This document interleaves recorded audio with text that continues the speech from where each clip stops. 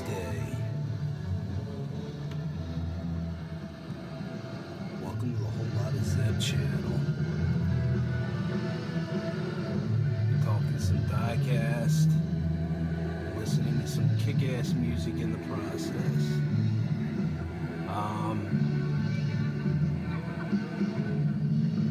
By the way, my name's Rick. I'm gonna pick up where xltoffroadbear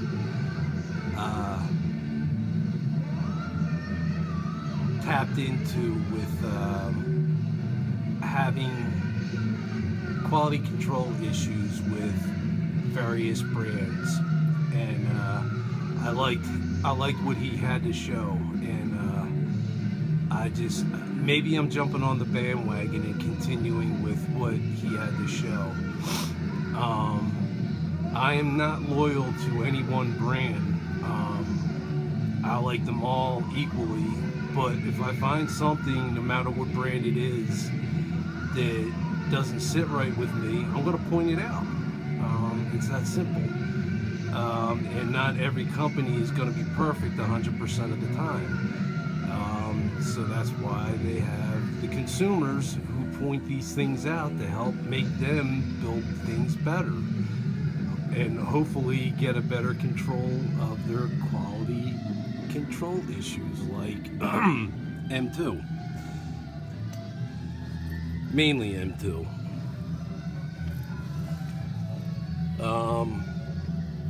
So let's see what we got. I'm going to start off with an M2, and it's actually one that I had received a couple months ago, and it wasn't as described by the seller, for one thing.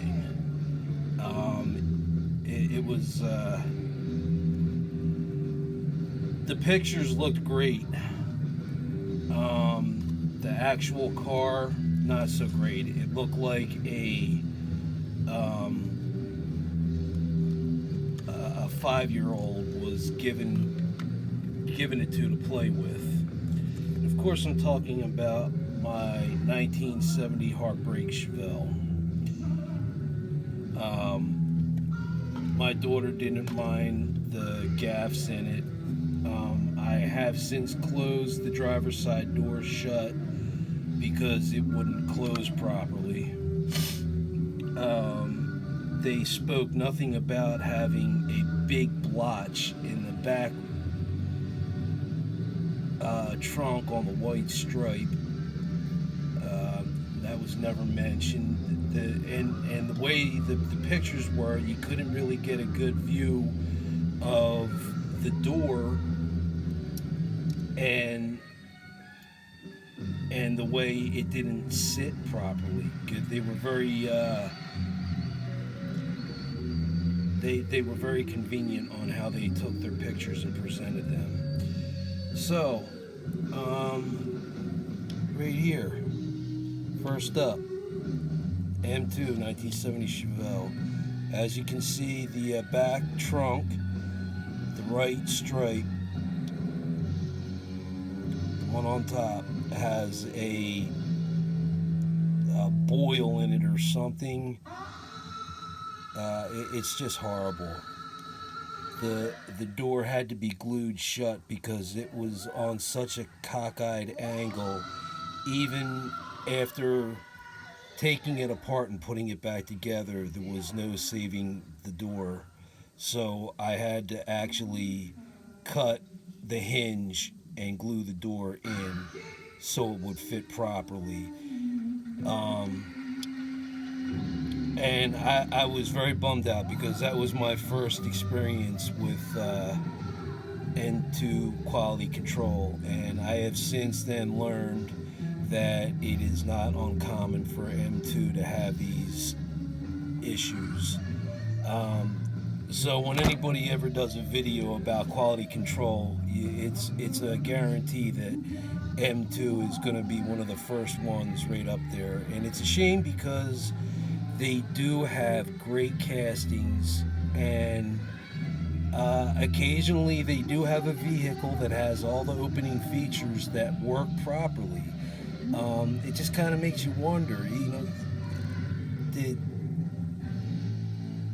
the guy that was working on that car, can you have him work on more cars? Does he have an ID number that's attached to those cars? You want more people like that working for your company, not the guy that just came in between shifts and decided to weld a door shut or screw the thing down before it was actually put in, any of the interior was properly in place. But yeah, that driver's door won't open ever again. My daughter actually wanted it, even though she knew the problems that it came with, because she loves Chevelle so much, and she wanted an M2. It kind of broke my heart a little bit giving her something, because she wanted an M2, and she said it didn't matter to her that it had those issues. She just wanted an M2 and a Chevelle. So it's kind of sad in a way, because she's getting something that she likes, but it's not as it should be. But she doesn't complain about it. She wanted it. So this is my daughter, and she still wants the Heartbreak Chevelle, the go away Heartbreaker note left on top of that I put on there a month or so ago, 2 months ago. Yeah, as part of a Led Zeppelin song, Heartbreaker. I decided to write Go Away Heartbreaker on the Chevelle because I call it my Heartbreak Chevelle, because it was my first bad experience with them too. So yeah, Joe, I know I'm not alone. I did see your comment. I just wasn't able to respond to it. I know I'm not alone with getting cars with crappy castings, but there for a while I was feeling like a magnet for it. And to all of you, I do have OCD, and it is a real thing, and it can be quite amusing for some things that some people do. It can also be a bit of a mind fuck, excuse my language. For example, I had gifted Joe and he pointed it out, the DBR1 Shelby collectible, and it wasn't my fault.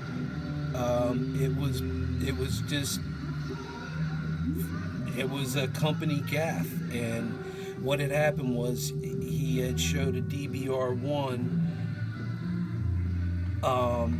that Carol Shelby drove personally, and he showed that it didn't have a right headlight. I mean, it was just completely non-existent, and it was one of those cars between shifts. And I was so bummed out about that because, one, I was really excited to be giving this to Joe. I mean, it was just like, this was excitement for me, and like, because I know how much he likes Ford and Shelby, and when he opened that, my heart sank because I felt I had myself built up for the anticipation of something that was going to be fun to see, and it turned out to be a bit of a disaster. And Joe wasn't blaming me or anything like that, and he was just okay with it. He said that's just part of the nature. For me, because I have OCD, I couldn't stop thinking about it. It was driving me nuts. I was losing sleep over it, and I had to make it right.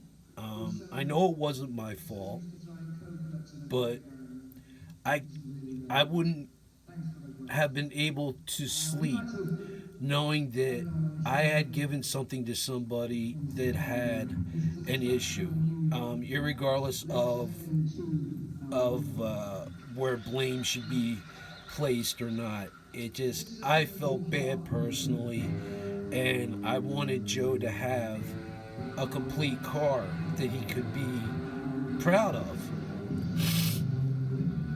So, excuse me.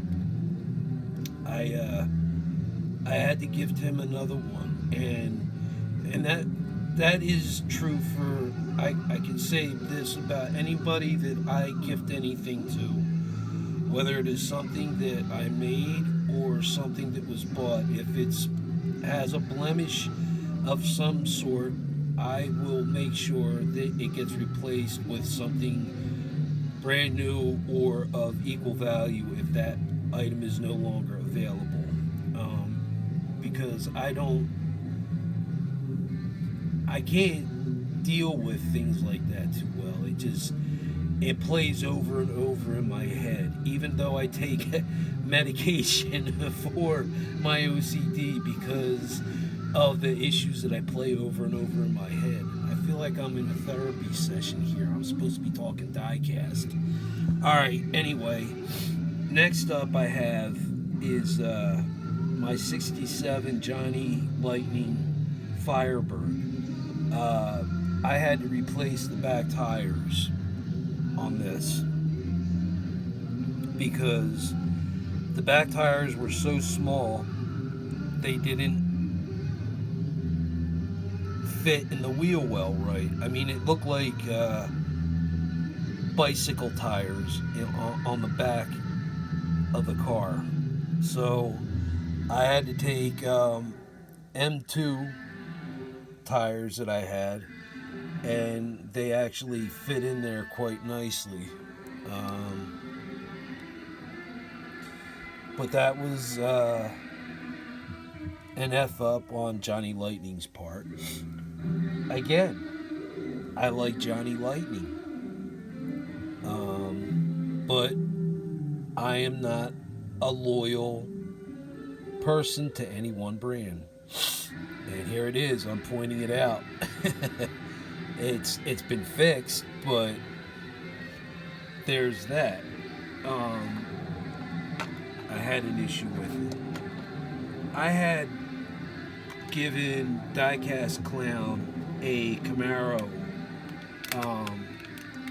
and oddly enough, I didn't know it was a Yanko until he had pointed it out on his video. I couldn't see the writing on the stripe. I wasn't really looking at that. Usually if it's a Copo or a Yanko, it'll say it right there somewhere on the packaging. Well, on this one, it didn't. It's a green light, and it's Dave Tucker's 1969 Camaro.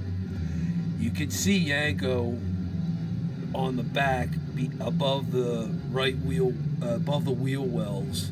It does say Yanko, but I wasn't really looking at that when I picked it up. I just saw the car and thought it was a really, really cool casting, the black and the gold.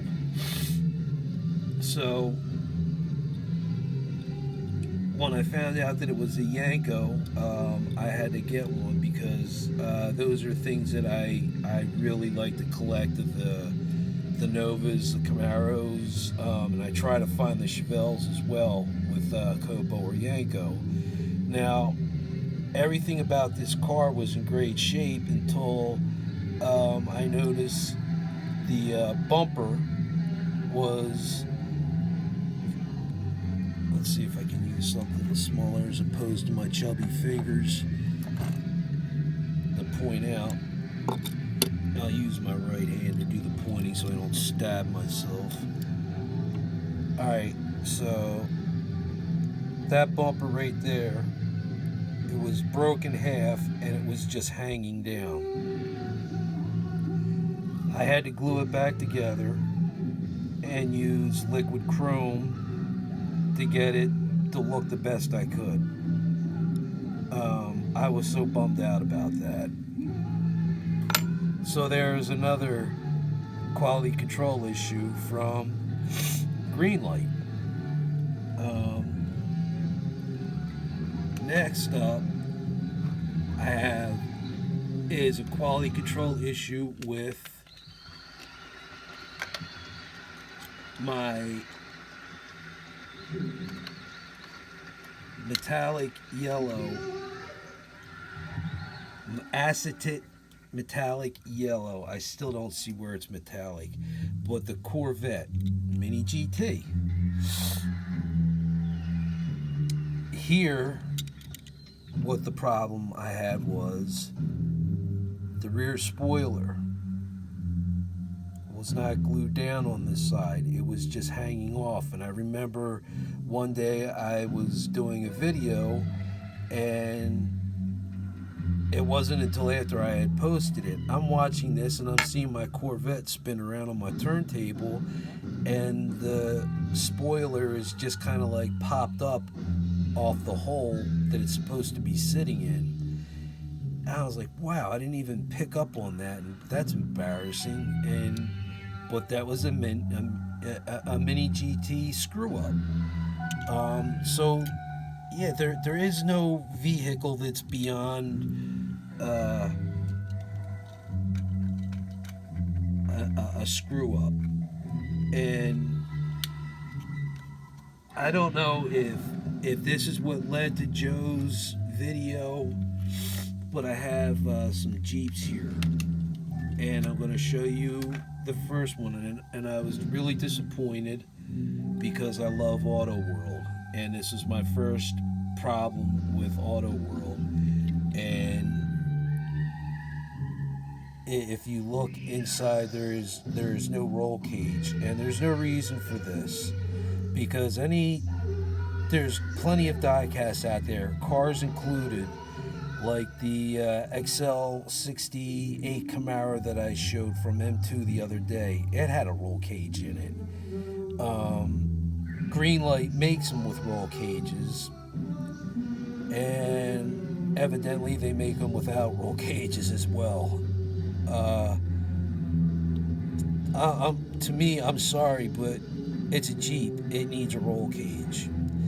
And I'll say that until I'm blue in the face. If you're going to make a Jeep, make it proper or don't make it at all.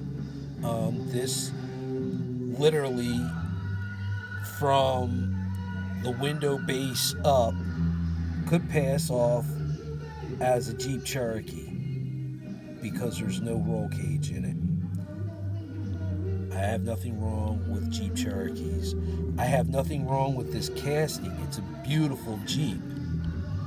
But there's no roll cage in it, so there's my issue.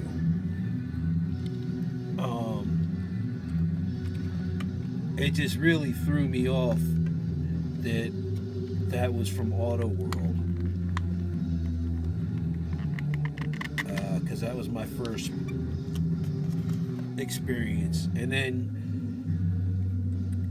of course, I have my black version of my Jeep that does have a roll cage. I've pointed that out. Here's another Greenlight. I just took the roof off. There's no roll cage in it. There's no sound bar above it like there should be. Why do you have a vehicle where you can remove the top if you're not going to keep all the details inside intact? That's just silly. And man, I'm telling you, this looks really goofy. It looks really goofy without the roll cage and the sound bar. What happened, Greenlight? Was somebody asleep at the wheel there, or did you guys just decide to go cheap? either way, you do make them where you have the roll cage, and you made this one without it.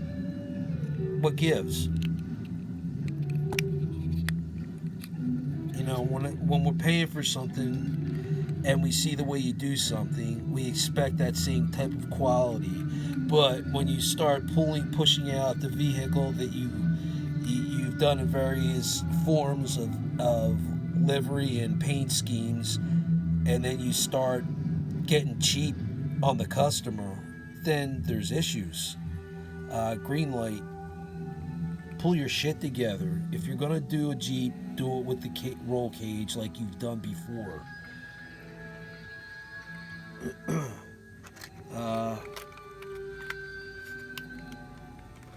My final one is another mini GT.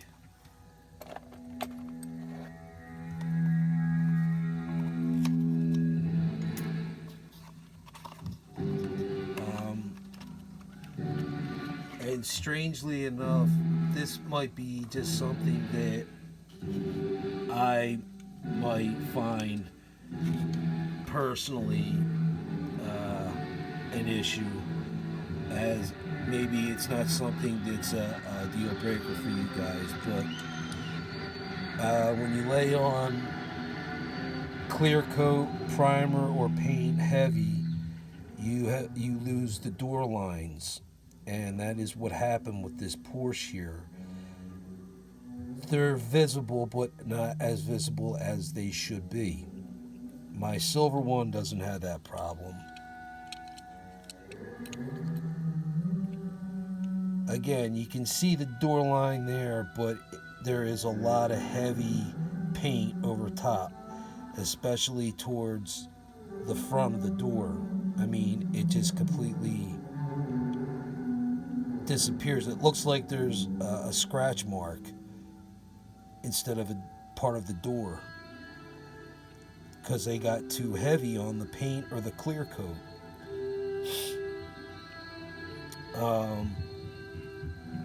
So that to me is an issue, but I don't know how much of an issue it is for anybody else. But for me, that is. I mean, like, if you're gonna have doors on there, you want to see them. You don't want to see a door handle. I mean, maybe that was somebody just learning how to paint. I don't know. But I think I was just jumping on Joe's bandwagon and joining in with him and showing other brands that do have QC issues. It doesn't matter what brand it is, you're not safe from any of them.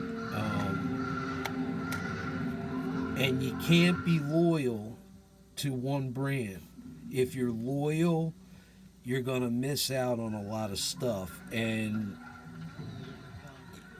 it's not gonna do you any good when you start finding something that you're loyal to having QC issues. Because once you are loyal and then you don't go with any other brand except for one brand, and then you find that brand has a QC issue, you're going to be really in a state of, wow, like, I've put my money and effort into this company, and this is what I got in return for my efforts.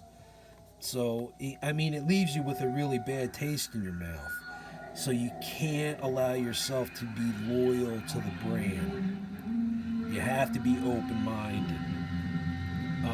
I'm learning this. My 1970 Chevelle M2 that is now my daughter's is exactly why I'm able to have the attitude I do now. It took this for me to open my eyes, but it's gonna happen. But like I said, if I give anybody anything, and like unfortunately with what happened with the DBR one that I had given to Joe, again, it's nobody. You can't blame anybody, but it happens. But I can promise you, if it's something I gave you and there was something wrong with it, if it can't be returned, I will replace it with a brand new one, as I did for Joe. Because I wanted to do it for Joe, and two, it helped me sleep better. For real. You have no idea how debilitating such a ridiculous thing can affect people. OCD.